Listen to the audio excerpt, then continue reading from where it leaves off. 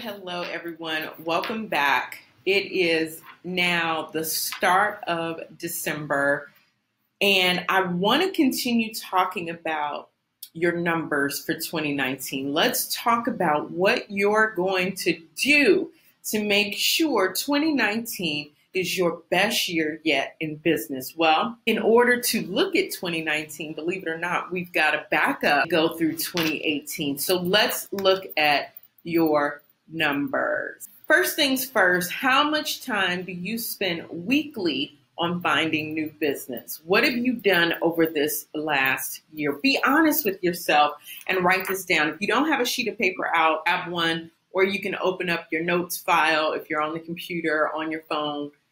But somewhere write this down, because I'm going to go through these numbers, and I know because we're by video, you feel like, well, you don't know what I'm doing, and I don't, but you know what you're doing. This is for your business. So write down your number.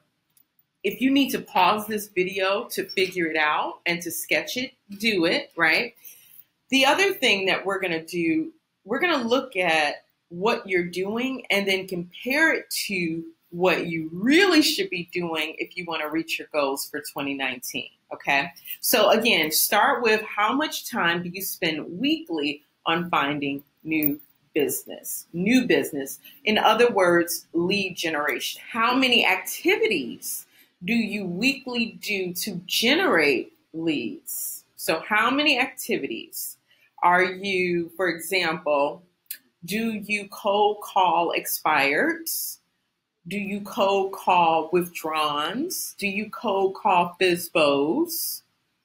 If you say, I'm doing all three of those things, we'll count that as one activity. That's not three, that's one. Cold calling is one category, that's one activity. So count that as one. Again, if you need to stop the video, feel free to do it so that you can calculate this number, but this is to help you. And one of the best ways to move forward, to identify how well we've done and how well we can do in the future, is to take a look at the numbers. Next, how many leads do you generate weekly on average, right? I know some weeks it may be more than others, but on average, go back through 2018, this past year, think about, on average, how many leads am I generating? And let me qualify that. You may be saying, well, what do you consider a lead? Good question. So a lead is any time you have connected with someone and gotten contact information from them. Contact information includes email addresses, mailing addresses, phone numbers, social media handles. That all counts as a lead, as contact information. I am not talking about taking the lead a step further and now qualifying them as a certain type of prospect, meaning they're ready to buy or sell now or in 6 months or a year. That is qualifying the prospect. I'm not talking about the qualification. They could be anywhere in the process if it's a lead. That means they could be ready to buy tomorrow or they could be ready to buy in 2 years, but that all counts as a lead. I want you to start there, okay? So how many leads on average are you generating every week? This is important. Now let's look at how many follow-up contacts do you make weekly. And when I say follow-up contacts, that means out of the leads you generated, how many people are you reaching back and following back up with? And again, it can be in any form, whether you call people, you send them a text message, you visit them, you email them, you reach out to them on social media, you mail them something. And on the screen, I even put as a joke, smoke signals. I don't care. Morse code, whatever you're doing to stay in touch with people, that counts as follow-up. Write down how many follow-up contacts you're making every week. This is important. Be honest with yourself here. You don't have to fudge this because you're not going to turn it into me. It's not like you're getting a grade. You're not in school. You're not going to get paddled. This is life, though. So I want to make sure that you're being honest in the answers that you're providing. On to the next one. How many of those follow-up contacts answer or reply? So if you're calling people, how many of the people that you reached out to follow up with actually pick up the phone or call you back? Write that number down. Again, be honest. And let me mention, if you can say, so far, all of the questions you're answering, I have no answers to. I don't know these numbers. I want you to pause the video right here and do some homework on how you're going to track your metrics. Many of us, in order to keep up with our database, we do use what's called a CRM, which stands for Customer Relationship Management System. We use these. We don't have sticky notes all over the place and random sheets of paper that have notes from this conversation and that conversation. You don't have to use a CRM. I am not pushing that at all, because I do work with some agents who use a notebook, pen and paper. I have other agents who still use Excel spreadsheets. That's fine. If that works for you, I'd rather you use something that's going to work for you versus you using something that you're not going to be able to stick with.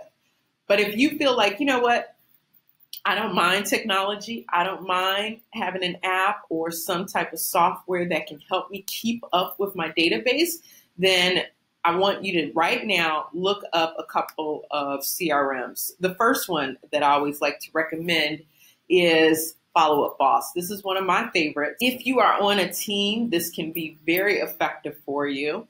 Because it is more expensive than some of the others, it is better for a team, because now you're getting more bang for your buck, but that's not the only one out there. So look up Follow Up Boss, look up Wise Agent, look up, if you're into cold calling and so forth, Espresso Agent is another good option. Realty Juggler is a good option if you don't have a big budget for this. That's one of the more inexpensive CRMs out there, Realty Juggler.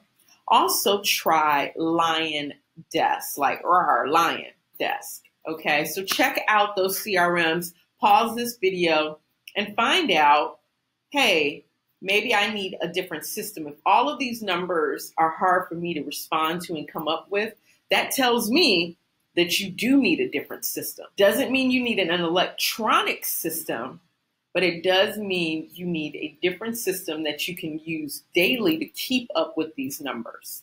The next thing in our list is how many of these leads have gotten to closing. Okay, so how many of the leads you've gotten over the 2018 calendar year have also gotten to closing? Not en route to closing, but they have closed. Next question, with how many of the non-closed leads are you still actively following up? With how many of the non-closed leads are you still actively following up? And let's just stick with 2018. Now, if you've got your numbers, sure, go back into some prior years. But just looking at 2018, how many of the non-closed leads are still in the forefront of your contact list?